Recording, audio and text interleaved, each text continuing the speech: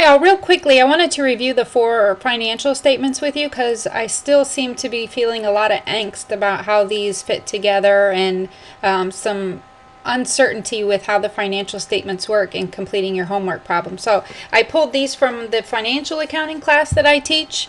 So I want to run through with you specifically these 4 financial statements and how they are assembled. So hopefully that will help you understand how better to do the homework problems.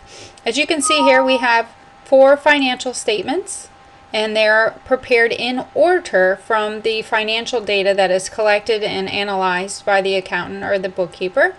First item that would be prepared would be the income statement, and what goes on the income statement is just the revenues and expenses for the company for a specific period. So it could be for year ended, for the year, or for the month, or for a quarter. It all depends.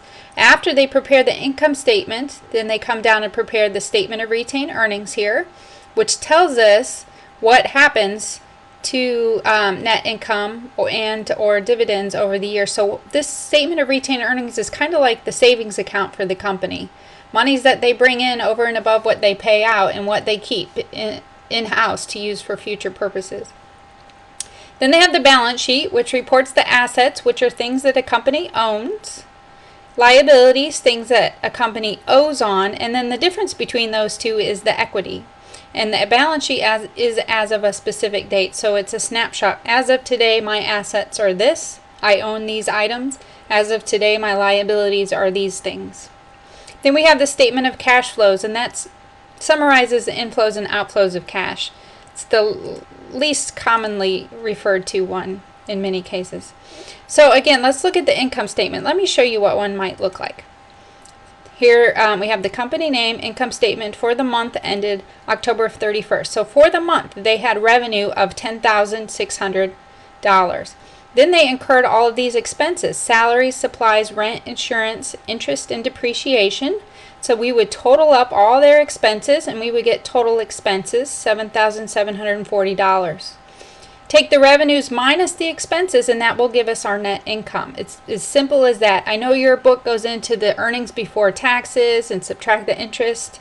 You can see here we didn't compile all that information. We just went ahead and plugged in the interest, the depreciation, got total expenses and a net income. This is a much simpler format. From there, we can go on and prepare our statement of retained earnings. This is actually the shortest statement and it's the easiest to prepare and what seems to be giving you all the most difficulty. What we want to do here is look at our beginning balance. Remember, this was for month ended October 31st. So our beginning balance would be the beginning of the month of October. We would add to it any net income that we had from the income statement. Again, we had net income here of $28.60, so that would go on our statement of retained earnings. Then we would subtract any dividends that were paid and we would subtract a net loss. If we didn't have net income, we would have a net loss, and that'll give us our ending balance in retained earnings. Let's see what it looks like here for Sierra Company. Their beginning retained earnings on October 1st was 0, so they must have been a new company, just a startup.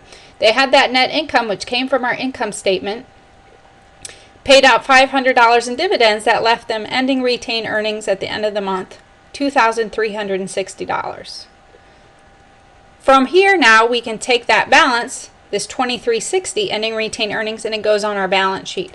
This is the third statement that we prepare, and it's a snapshot, as I told you, as of a particular date. So what we look at are the assets, the things that companies own, things like cash, accounts receivable, that's monies owed to them by their customers, supplies, prepaid insurance, equipment, inventory, all that falls under assets, things they own, things they could sell, it has future value. That gives us total assets. Add them all up, we get a total. Now this number has to equal our total liabilities and our equity. Liabilities and stockholders' equity. Liabilities are things that a company owes on. So I have here accounts payable, that's money they owe their suppliers. Notes payable, that would be a formal loan like from a bank. They could owe interest. Unearned revenue is when customer pays them in advance. So we total all those up, we get total liabilities. Under equity, we have common stock and retained earnings. I'm running out of time here.